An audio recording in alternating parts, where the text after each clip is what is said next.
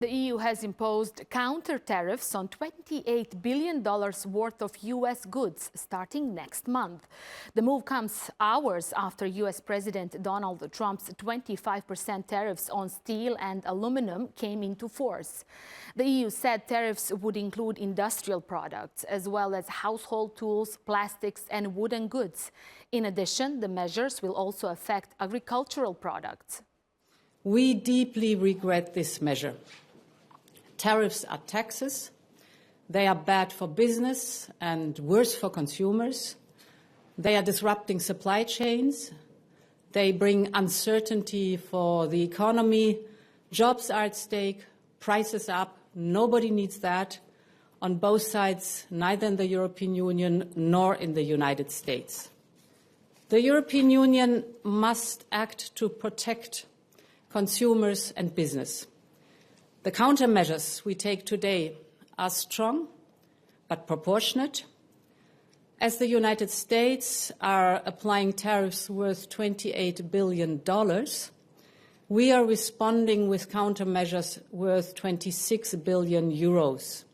This matches the economic scope of the tariffs of the United States. While Southeastern Europe is also bracing for a fallout from Washington's protectionist push, let's bring in Matjaž Nachtigal. He's the head of chair in international relations at the University of Ljubljana. Pleasure to have you on Across the Balkans. Will these countermeasures imposed by the EU protect consumers and businesses in Europe? European Commission says in these countermeasures also that these measures and countermeasures are not good news for businesses across the region, across the world, and they are not good news for consumers. So it will have a mainly negative impact on many businesses, but it will be a distributional impact on. So some of the businesses may even gain some more opportunities. Some others will probably be or more likely, very likely, negatively affected, especially at the lower levels of the chains of production.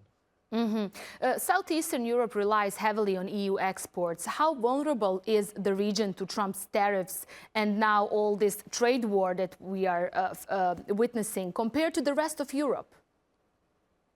It is vulnerable, not directly, because, as you said, the main trading partner is Europe, but because Europe is trading a lot with the United States and creates a lot of trade surplus, it will certainly have also a negative impact also on the producers and economies in the region, but this will distribute impact. So, for example, steel producers will even gain some opportunities because now the prices of steel are rising.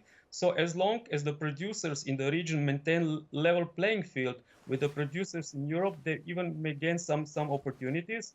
But on the other hand, this will have a negative impact on all other producers in using metal products, because this will obviously make their production more expensive, and it will be passed on to the producers of car, automobile industry, other producers in metal products. So it will have also largely a negative impact on them. So it depends on their readiness, resilience, alternative pathways of trade, but this is more difficult in practice to achieve in the short period of time.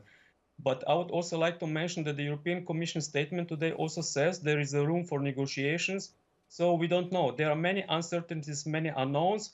There will be talks, and even in these talks, if there is a prudent approach, more prudent than we are currently seeing, in finding some more carefully crafted approaches to the international trade imbalances, it will be very important for the producers and countries in the region also not to be exempted from any agreements, any attempts like it was the case in the previous rounds of trade talks, or also during the global financial crisis, when the countries, producers, and all other businesses were left basically alone at that time. And could countries in the Balkans that are not even part of the EU, that are just EU members, rely on EU markets in the future if this crisis continues?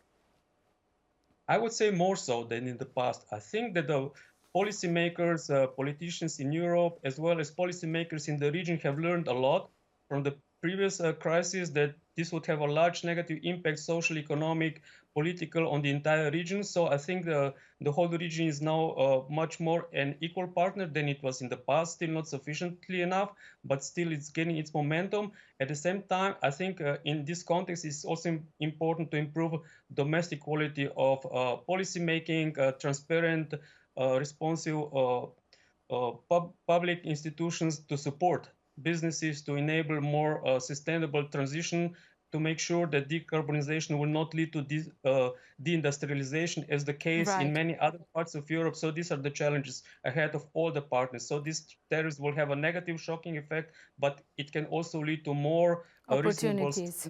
restructuring. China has already made significant progress in the region. For example, even some of the EU countries like Hungary and Balkan countries like Serbia have close ties with China. Can this trade war lead to the region shifting closer to China? This is still an early stage. I think the main trading partner is and will remain European market, which is also restructuring and launching new programs, initiatives which will also offer opportunities for producers and countries in the region. In this sense, global trade patterns will probably shift away slowly, gradually, but it's happening already in the last 8-10 years, not so much to rely on the US market as the market of last resort, but also to other markets like European markets, Middle East markets, Asian markets. And in this sense, I think the global patterns of trades are slowly shifting, and the focus, the locus of these trade patterns is also shifting.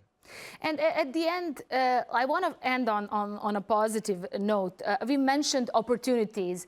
Is there any sector that can actually benefit from this situation between the EU and the US in the region? Can we expect more domestic production, or anyone specific that you want to point out?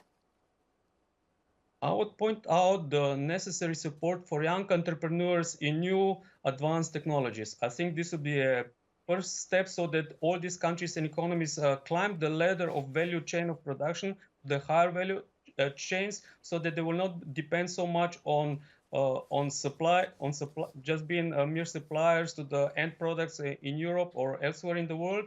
So this will be one possible shift from in this green energy toward renewables. It is a very demanding process, but I think it is necessary to achieve it also in in the Southeast Europe, so that they will maintain or increase competitive edge in the future green energy transition. Matjaž Nachtigal, thank you.